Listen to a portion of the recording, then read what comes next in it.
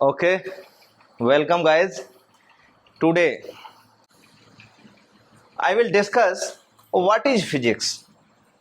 Physics क्या है ये जानना बहुत जरूरी है, केवल सब्जेक्ट के रूप में नहीं। और फिजिक्स तो हर उस बंदे को अपनी लाइफ में अपने साथ जोड़कर रखनी है जिसे लाइफ में सक्सेस चाहिए। और उम्मीद है कि ऐसा कोई व्यक्ति आपको अपनी सराउंडिंग में दिखाई नहीं देगा जिसे सक्सेस नहीं चाहिए। ठीक है, तो हम किस तरीके से फिजिक्स को सीखकर इसे अप्लाई करके लाइफ को सक्सेसफुल बना सकते हैं। आज का ये वीडियो आपको इस चीज की इंपॉर्टेंस बताएगा कि हमारी लाइफ में हम कब से इस फिजिक्स को यूज करते चले आ रहे हैं। हमने क्या फिजिक्स सब्जेक्ट का नाम सुना था, क्या फिजिक्स का नाम सुना है तभी से इसका हम अप्लाई कर रहे हैं, क्या इसकी लर्निंग जब से हमने की है तब से उसके बाद इसको स्टार्ट किया है? जी नहीं, ये सारे ऐसे रहस्यमयी कुछ क्वेश्चंस हैं जिनकी जानकारी इस वीडियो के माध्यम से इस पूरे लेक्चर में आपको ठीक है सीखने को मिलेगा कि एक्चुअल में फिजिक्स क्या है। Okay, I am starting with the word physics. The complete word physics contains only 7 alphabets starting from P to S। सोचिए कि इसकी स्टार्टिंग P से शुरू हुई है। आखिर ये P है क्या? क्या एक्चुअल में इसका नाम फिजिक्स ही था स्टार्टिंग में? जी नहीं, इसका जो एक्चुअल में नाम था दैट वाज फ्यूसिस। और फ्यूसिस को कहते हैं इंग्लिश में नेचर और हिंदी में इसे कहा जाता है प्रकृति। क्या कहा जाता है? प्रकृति। उसके बाद इसका नाम मॉडिफाई करके फिजिक्स रखा गया है। ठीक उसी तरीके से आप समझ सकते हैं जैसे हमारे पूर्वज, हमारे दादा लोग धोती और कुर्ता पहना करते थे, लेकिन आज के टाइम पे टी शर्ट और जीन्स का टाइम आ गया है। ठीक है, तो किस तरीके से हम मॉडिफाई हुए हैं उसी तरीके से ये मॉडर्ननेस इन सारी चीजों में आपको देखने को मिलेगी। ओके, तो हम जानेंगे कि फिजिक्स क्या है। अगर हम इसकी डेफिनेशन के पॉइंट ऑफ व्यू से बात करें, शॉर्ट में एक सेंटेंस में इसका मीनिंग हम जानना चाहते हैं, then physics is the nature of science, the branch of physics which deals with the fundamental laws of nature, but the actual meaning is different.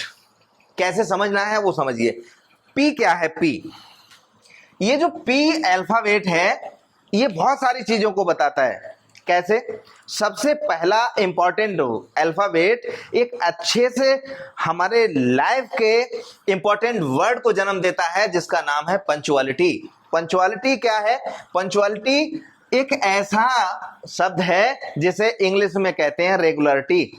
ठीक है, अगर हम अपने टारगेट को अचीव करना चाहते हैं तो हमें जो भी काम करने हैं वो रेगुलर मैनर में करने हैं। कैसे करने हैं? रेगुलर मैनर में करने हैं। और हमारी स्टार्टिंग जो भी है वो पंचुअलिटी से ही शुरू होनी चाहिए। और उसके बाद इस फिजिक्स का एंड कहां हो रहा है?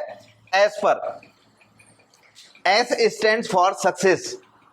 आप समझ लीजिए कि पंचुअलिटी से हम शुरू किए और सिंसियरिटी पर हम एंड हो गए। मींस ये फिजिक्स की लैंग्वेज में हम बात कर रहे हैं तो पंचुअलिटी से फिजिक्स की स्टार्टिंग होती है और सिंसियरिटी पर एंड। ठीक, इसके बीच में जो अल्फाबेट्स लिखे हुए हैं फिर ये क्या बताते हैं? कहा जाता है कि भैया 2 नंबरी अल्फाबेट है जिसको हमने कहा है एच। ये 2 नंबरी अल्फाबेट सुनने में बड़ा अजीब सा लग रहा है, 2 नंबरी, बड़ा अजीब सा फील हो रहा है, but it gives the idea of honesty.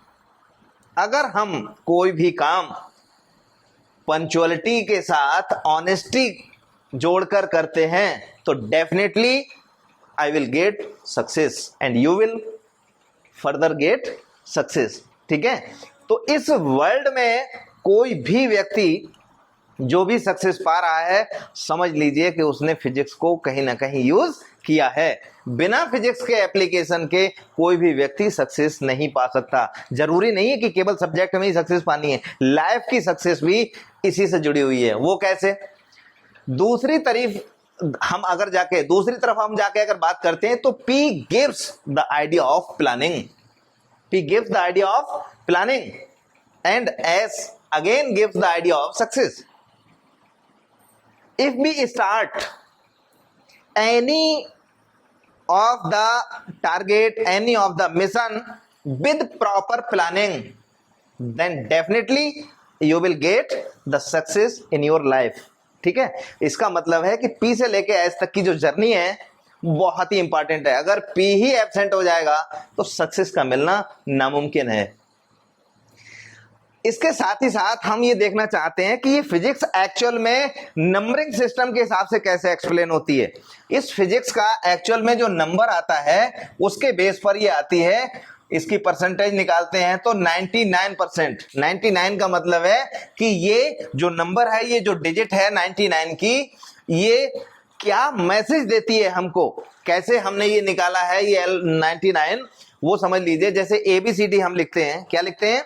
ABCD. A लिखा, V लिखा, C लिखा, D लिखा, अप टू Z तक ये अल्फाबेट्स लिख देते हैं. A को अगर हमने नंबर 1 दिया है, V को नंबर 2 दिया है, C को नंबर 3 दिया है, D को नंबर 4 दिया है. इस तरीके से हर अल्फाबेट का एक यूनिक नंबर होता है. वो सारे अल्फाबेट के करस्पॉन्डिंग नंबर्स लिखकर हम जोड़ लें तो वो जो सम होगा नंबर्स का, इट विल बी 99. फिर 100% है कुछ क्या लाइफ में? यस, वो है डिसिप्लिन. क्या है? Discipline. If you are disciplined then you are moving towards 100%. अगर आप डिसिप्लिन्ड रहते हैं, अगर आपके अंदर डिसिप्लिन है, समझ लीजिए कि आप 100% हो सकते हैं.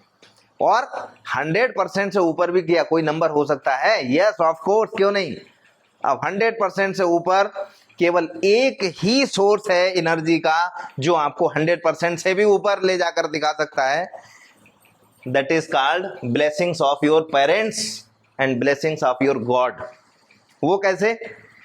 अब पेरेंट्स का कहां से नाम आ गया? अरे भैया, ये P जो है ना, ये P कुछ और नहीं है. ये P जो है ये आपको पेरेंट्स को भी बताती है कि भैया स्टार्टिंग कहां से करेंगे.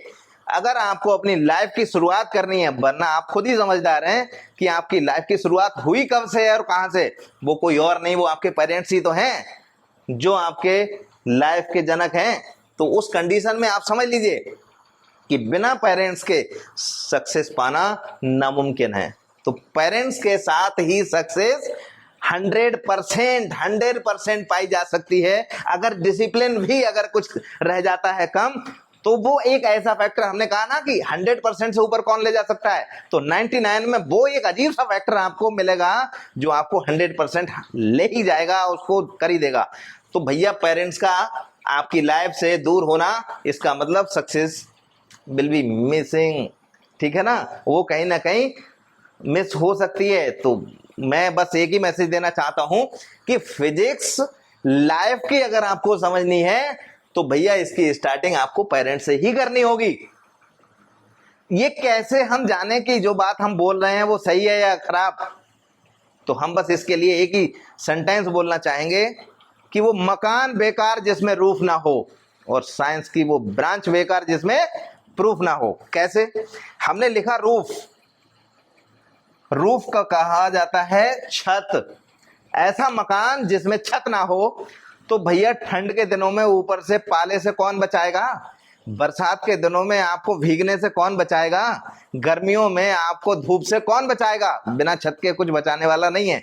ये फिजिक्स का या पेरेंट्स का या प्लानिंग का या पंचुअलिटी का P अगर आप यहां लगा देते हैं रूफ से पहले, तो बन जाता है प्रूफ. क्या बन जाता है? प्रूफ. तो फिजिक्स की एक यूनिक हिस्ट्री है कि साइंस की वो स्पेशल ब्रांच है फिजिक्स, जो आपको हर एक डाउट को प्रूफ के साथ आंसर करती है. ठीक है, इसीलिए कहा गया था कि मकान वो बिल्कुल बेकार है जिसमें रूफ ना हो, और साइंस की तो वो ब्रांच बेकार है जिसमें प्रूफ ना हो. ठीक है, और इसके साथ ही साथ एक और चीज ये जानी जाती है कि इन सब चीजों का रोल हमने क्यों सीखा, क्यों जाना, इसका प्रूफ तो हम समझ लें. तो जान लीजिए कि कैसे करके ये हम सब काम सीखेंगे.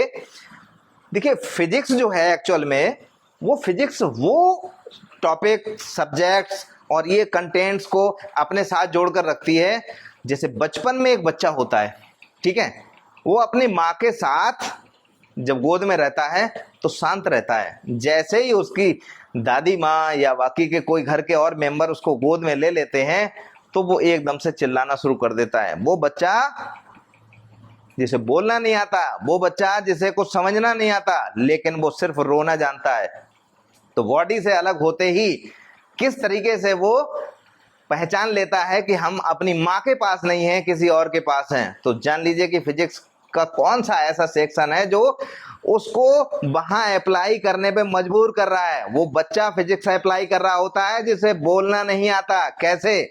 उसकी जो बॉडी है वो बॉडी अपनी माँ की बॉडी के कांटेक्ट में जब होती है तो उन दोनों के जो भी रेडिएशंस हैं उनकी फ्रीक्वेंसी मैच कर रही होती है, और जहां फ्रीक्वेंसी मैच करती है तो डाटा ट्रांसफर हो जाता है, वो इजीली समझ पाता है। और इस रीजन को, इस एक्सप्लेनेशन को जहां हम जोड़ते हैं ले जाकर, दैट इज कॉल्ड रेजोनेंस। क्या कहते हैं उसे?